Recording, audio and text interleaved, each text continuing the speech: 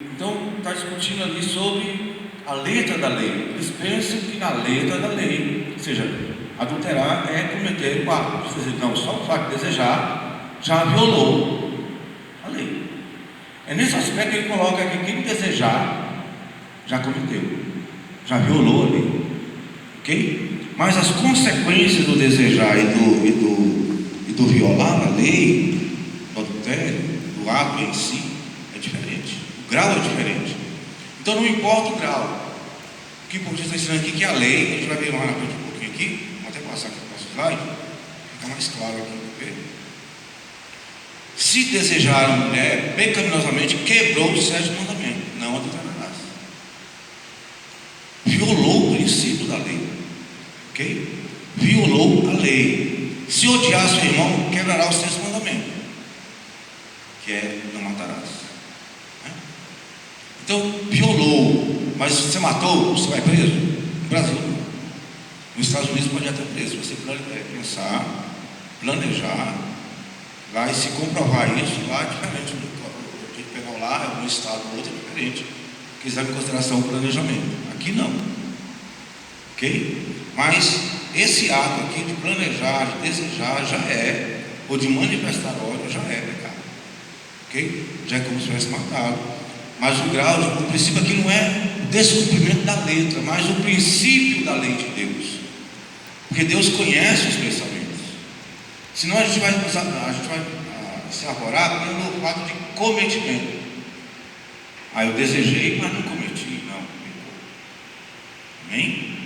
Pecou. O grau é diferente, mas pecou. É como se fosse. Não é.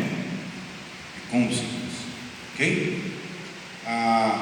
Violar ou quebrar os princípios dos mandamentos é a essência e não a intensidade ou o grau usados para isso. Então, violar ou quebrar o princípio do mandamento, porque nós temos em média de 613 mandamentos organizados, segundo os rabinos, e tem a lei Decálogo. O Decálogo ele é um padrão. Ali descende, todos os outros. Então Jesus resume em 2 grandes mandamentos. Se você ama a Deus sobre todas as coisas, você não vai tomar em vão, você não vai adorar outros deuses. Então tem uma série de coisas ligadas ao Senhor. Você vai guardar os seus mandamentos. Como Jesus diz, aquele que me ama, João 15, guarda os meus. Então, a condição para guardar os mandamentos de Deus é amar a Deus. Ok? E o segundo mandamento que é amar o próximo como a si mesmo. Se você ama o próximo, você não vai matar, você não vai roubar, Você não vai adulterar, não vai cobiçar, vai honrar pai e mãe, Vai marcar nos 2 lados aí, ok? Então, o princípio da lei é que não pode ser quebrado. Porque o sangue de Jesus alcança, inclusive, os pecados não cometidos, pensados, inclusive os pecados ocultos, que a gente não se lembra, ok?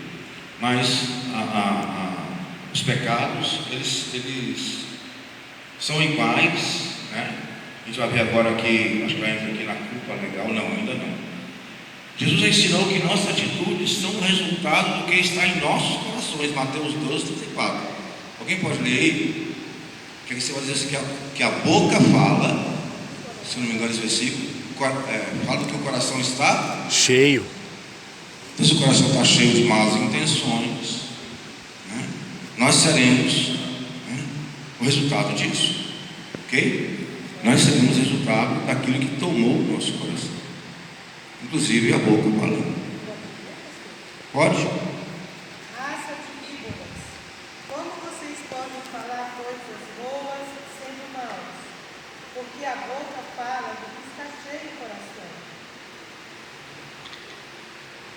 Esse versículo é muito didático, precisa de explicação. O coração está cheio, a boca fala. Se a boca fala, porque está internalizado, E se está internalizado, está doente. Está doente espiritualmente. Precisa de cura. Ok? Tiago 2,10 vai selar isso aqui. Alguém abre aí Tiago 2, versículo 10. quando você acha em lei, não está defendendo a ideia de que todos os pecados são iguais, estão ensinando que e como qualquer violação da lei está quebrando toda a lei. Tiago 2,10 está ali? Alguém achou? Pois quem guarda toda a lei, mas tropeça em sua ponto, se torna culpado de todos. Então tropeça onde? Em um só ponto. Então o desejo já violou. É isso que Jesus ensina em Mateus capítulo 5, 6 e 7, a segunda. Aquilo que está internalizado. Porque as pessoas estavam preocupadas com o exterior. Mateus 23, ele vai detonar com o exterior dos líderes religiosos. Ele vai detonar com o que é o estereótipo, porque ele conhece o nosso coração. Ok? Todos os pecados são iguais diante do Senhor. Uma pergunta: o que os diferencia são as penalidades e a gravidade. Então podemos dizer que em gravidade não são iguais. Em penalidade, sim, são iguais. Em perdão, sim, são iguais. Então eles são diferentes na gravidade. E como a gente afere essa gravidade, queridos? É pelo seu impacto social. Um adultério destrói uma família, ou duas famílias. Matar alguém implica em acabar com a vida de uma pessoa que tem a parte de Deus, mas também tem implicações sociais terríveis para os seus filhos, para a família, e aí vai. Então, gravidade, não penalidade. A penalidade é a mesma diante do Senhor, que é o relacionamento, se não começar a abandonar, e a penalidade já está determinada por Deus, que é o cessamento eterno dele. Aí nós temos a culpa legal. No tocante à posição legal perante Deus, de todos os pecadores, qualquer pecado, mesmo aos olhos humanos pareça ser algo leve ou um pecado leve, torna o homem legalmente culpado e digno de castigo eterno. Então, em penalidade, há uma culpa legal, Exemplificando essa verdade, Adão e Eva receberam por um simples ato a pena de morte. Só o fato de comer uma fruta. Receberam o quê? A pena de morte. Não foi executado naquele momento, mas foi executado durante a sua vida. Naquele momento houve a quebra do relacionamento com Deus, morte espiritual. 900 e poucos anos depois houve a morte biológica. E cremos que Adão e Eva não foram, eles se reconciliaram. Finalzinho do capítulo 4 de Gênesis, o capítulo 5 inicial, já basta dizer que Adão e Eva se reconciliaram com Deus. Sim, a desobediência, se você desobedece uma ordem assim, vai não, filho, fecha aquela janela e não fecha, a consequência é não. Mas, filho, não vai para a rua e vai tomar bebida alcoólica. Se você beber, vai desobedeceu, mas então o ato de fechar uma janela talvez não tenha consequências gravíssimas, mas é a mesma desobediência, não é? Então a desobediência é a culpa legal, ela cobre isso, porque nós vimos que Jesus levou sobre si a nossa culpa. Paulo diz que o julgamento derivou de uma só ofensa para a condenação. Então bastou um simples ato e a culpa passou a todos. A culpa legal que a gente fala nesse aspecto didático, ok? Paulo, ao citar Deuteronômio 27, 26, confirma: maldito todo aquele que não permanece em todas as coisas escritas no livro da lei para praticá-las. Gálatas 3:10. Está debaixo de maldição.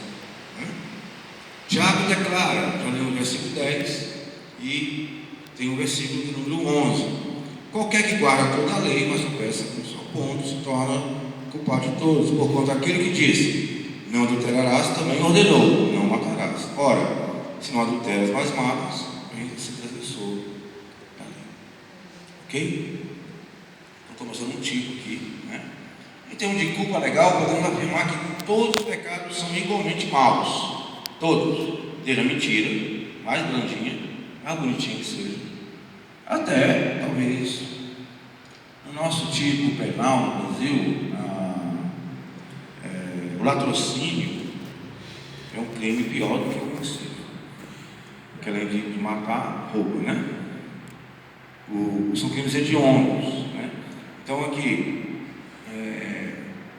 em termos de, por exemplo, aqui, todos os pecados são igualmente maus. Qualquer crime é mau aos olhos da sociedade, né? Aos olhos de Deus, qualquer pecado é mau. Qualquer pecado é digno de morte. Ok? Por isso que o sangue precisa alcançar. E assim, constituem a todos os homens pecadores, portanto, merecedores do castigo eterno. Então não há ninguém que possa dizer, mas eu não matei, eu não roubei. Vai citar os 10 mandamentos, eu não adorei outros deuses, né? Não fiz diretamente isso. Não honrei meu pai e minha mãe. É possível cumprir os 10 mandamentos, querido? É possível. Tem gente que cumpre. Tem gente que não cultua outro Deus, que não toma o sonho em vão, que tira o dia de descanso, né? Que honra pai e mãe, que não mata, que não furta, que não cobiça. É possível. Mas os outros tipos, né? E além de tudo, pecado herdado, que nós temos aqui, né? A culpa herdada. Ok? Então não tem como o homem se considerar livre disso, né? Agora, as consequências gerais na relação com Deus são diferentes. Em termos de consequência, alguns pecados são piores do que outros. Em termos de consequência. A própria Bíblia nos ensina. Por infligirem consequências mais danosas para quem o comete, bem como para outras pessoas. Vou mostrar já biblicamente, ok? Os textos. No tocante ao relacionamento com Deus, provoca desprazer e gera a ruptura mais grave na comunhão com Ele. Então tem pecados que o Senhor tem desprazer deles, que não é como se fosse um pecado muito danoso.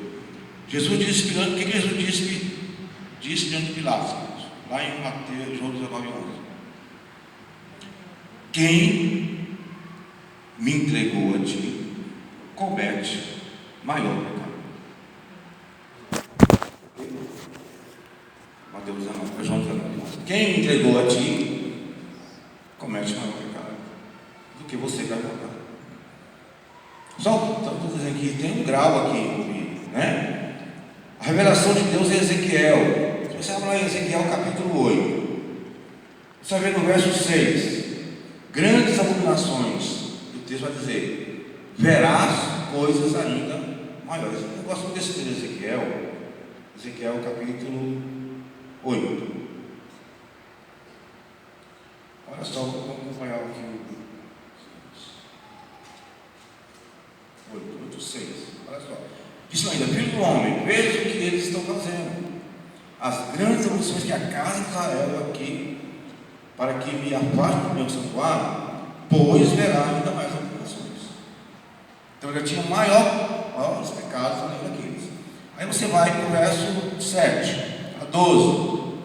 Né? Qual foi o maior? Primeiro, a porta, o ato, olhei e disse que havia um buraco na parede. Então eu me disse, filho do homem, cava naquela parede, cavei na parede, entra e vê as 3 abominações que eles fazem aqui. Entrei, né, o verso 10, e estuda a forma de répteis e de animais abomináveis, todos os ídolos da casa de Israel, pintados na parede de todo o redor.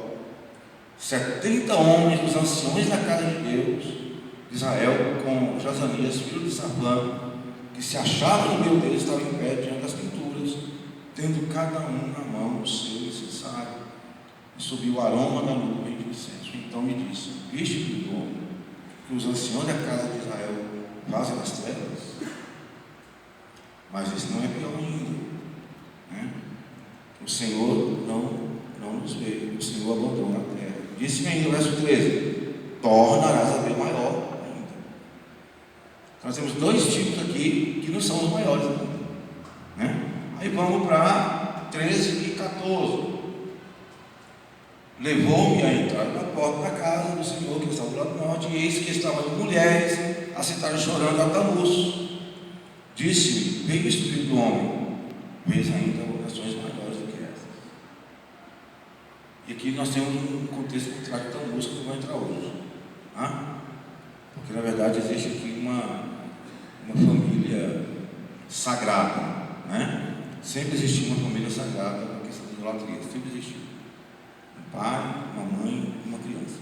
Pai, mamãe, em todas as religiões, né? Ali pagãs, tinha essa coisa que hoje. Mas Deus vai dizer o seguinte, que haverá ainda coisas maiores, né?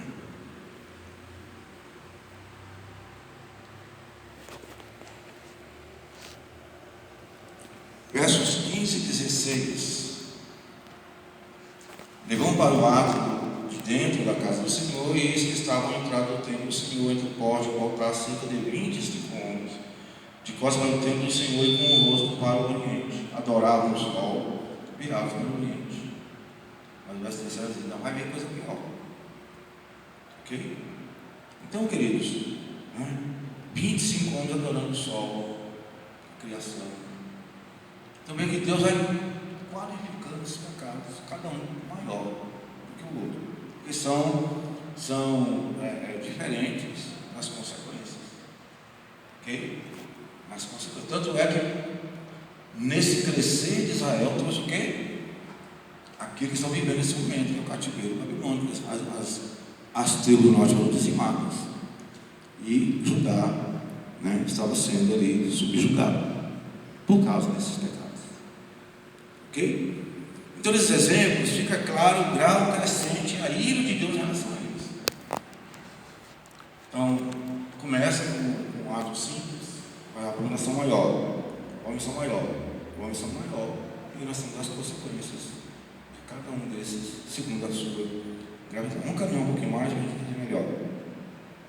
Jesus, Mateus 5,19, Mateus 5,23. Nesses dois textos encontramos a distinção entre mandamentos maiores e menores. Então, se você abre lá em Mateus 5,19, você vai encontrar em outro 5,23.